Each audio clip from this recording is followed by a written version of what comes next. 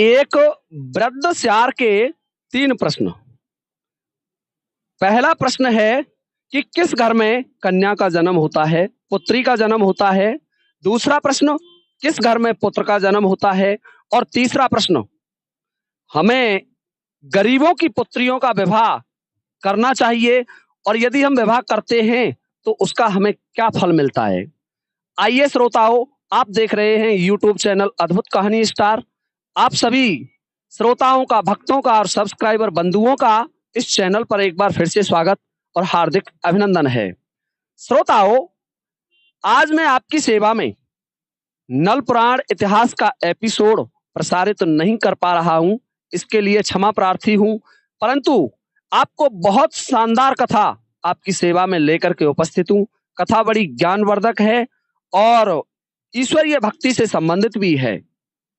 श्रोताओं, एक गहन वन में एक श्यारों का समूह निवास किया करता था। एक दिन उन श्यारों की सभा हो रही थी और उस सभा में एक वृद्ध श्यार आकर के बैठ जाता है। कुछ मंत्रणाएं चल रही थी, विचार विमर्श चल रहा था। श्रोताओं, आपको ज्ञात होगा कि श्यार को जम्मू राजा भी कहा जाता है। तो वृद्ध श्यार उन समस्त श्यारों से कहने लगे कि हे श्यारों, तुम्हें मैं राजा बनने का कारण बताता हूं कि कौन से लोग राजा भी बन सकते हैं। तो वो श्यार कहने लगे कि हे महाराज, हे वृद्ध श्यार, राजा बनने के लिए तो कठोर तपस्या की आवश्यकता होती है कि नहीं? ऐसा कुछ भी नहीं है कि कठोर तपस्वी लोग ही राजा बने।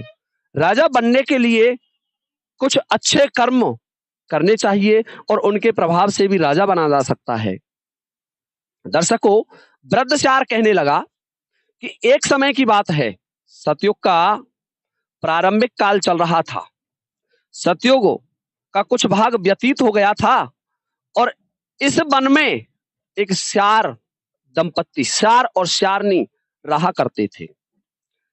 श्रोताओं, तो वह श्यार और श्यारनी एक गुफा में बड़े आराम से रहते थे। श्यारनी ने समय आने पर 2 बच्चों को जन्म दिया।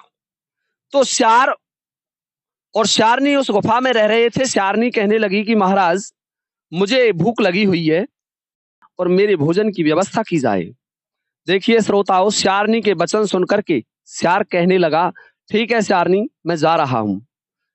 श्रोताओं, श्यार भोजन की तलाश में चला जाता है और उसी वन में रास्ता था, मार्ग था। तो एक प्रसव वाली महिला जो गर्भवती थी उस वन से गुजर रही थी और उस वन में उसका प्रसव काल पूरा हो गया तो उसके दर्द चलने लगे। देखिए श्रोताओं, ईश्वर जो करता है वो कोई और नहीं कर सकता।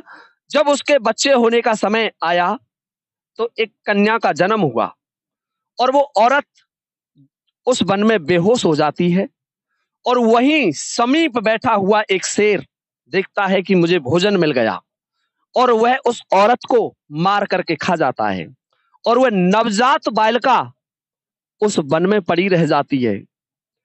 अब वह श्यार चलता है तो उस श्यार को वह बालिका जीवित अवस्था में वह कन्या मिल जाती है और श्यार उस कन्या को बिना मारे हुए लेकर के चल देता है और जहां उसकी गुफा थी उस गुफा के पास लेकर के आ जाता है और अपनी प्रसूता पत्नी को उस कन्या को सौंप देता है और कहने लगा, प्रिय, आज मुझे कुछ अधिक भोजन में आपको नहीं मिला, ये एक नवजात बालिका मैं आपकी सेवा में लेकर के आया हूं, आज तुम इसी से अपनी भूख शांत करो।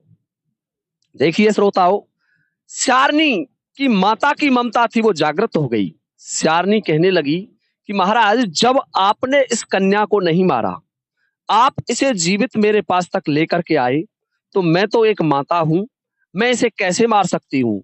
तो श्यार कहने लगा कि आप क्या खाओगी कि मैं आज भूखी ही रह सकती हूं लेकिन इस कन्या का अंत नहीं कर सकती, इसे नहीं मार सकती। देखिए श्रोताओं, वह श्यारनी उस कन्या को अपने पास रख लेती है और अपने स्तनों से उसे दूध पिलाने लग जाती है। दूसरा दिन हुआ तो श्यार उस श्यारनी के लिए भोजन और लेकर के आ गया तो श्यारनी की भूख शांत हो जाती है। अब तो वह श्यारनी उस कन्या पर जितना ध्यान अपने बच्चों पर देती उतना ध्यान ही उस कन्या पर देने लगी। हे श्रोताओं, धीरे धीरे समय निकलता गया और वह कन्या उस श्यारनी का दूध पी पी करके बड़ी होने लगी। जब वह कन्या 6 माह की हो गई तो वह बैठ करके उस गुफा के बाहर निकलने लगी। जो प्रक्रियाएं श्यारों की होती थी, गुफा के अंदर रहना, गुफा से निकलना, वो समस्त विद्याएं वो लड़की सीखने लगी। हे श्रोताओं, धीरे धीरे और समय निकला तो वो लड़की और बड़ी हो गई और उसी श्यार की गुफा में वो लड़की आराम से रहने लगी। ना उसे कोई जंगली जानवरों का खतरा था और वो श्यार और श्यारनी उस लड़की को जैसे अपनी पुत्री को रखते हैं इस तरीके से उसे पालने लगे। धीरे धीरे और समय निकला तो वह लड़की जवान हो गई। जब 16 वर्ष की युवा हो गई तो एक दिन श्यारनी श्यार से कहने लगी कि हे महाराज, जिस लड़की को हमने पाला है अब वह लड़की युवा हो गई है और हमें उसका विवाह करना चाहिए। तो श्यार कहने लगा कि श्यारनी, इसका विवाह कैसे किया जाए? तो श्यारनी बोली, महाराज, ये मानव कन्या है और इसका विवाह हम जंगली जानवरों से तो कर नहीं सकते।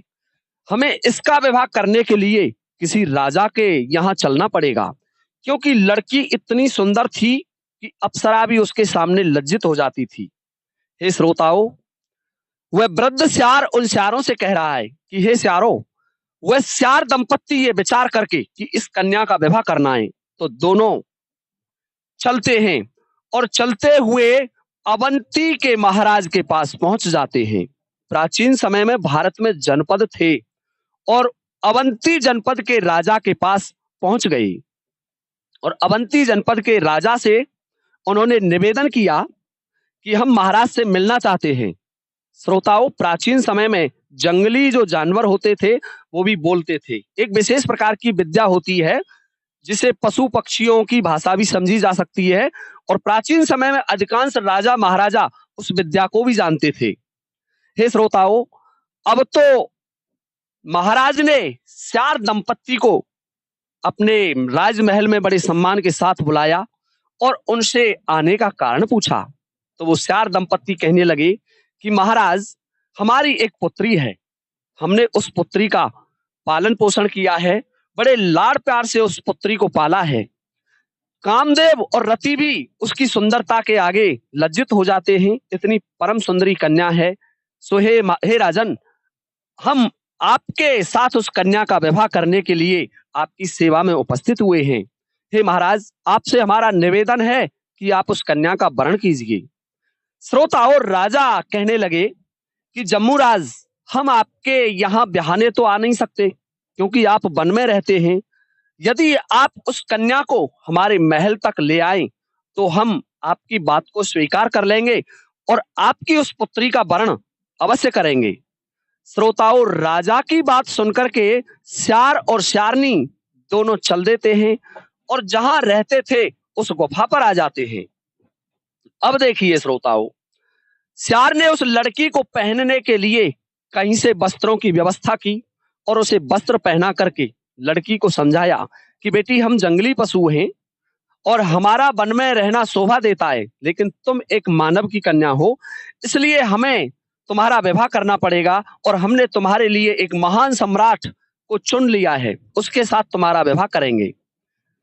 तो वो वृद्ध श्यार उन श्यारों से कह रहा है सभा में कि वो श्यार दंपत्ति उस पुत्री को लेकर के चल देते हैं।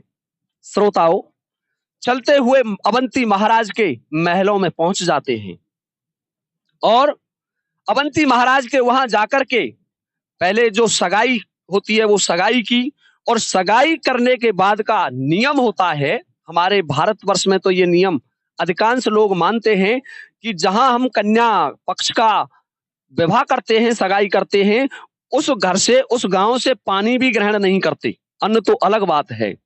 तो श्रोताओं, जब सगाई हो गई तो श्यार ने वहां का भोजन और पानी बंद कर दिया। 1-2 दिन का समय वहां लग गया और अपनी कन्या का विवाह धूमधाम से उस राजा के साथ कर दिया।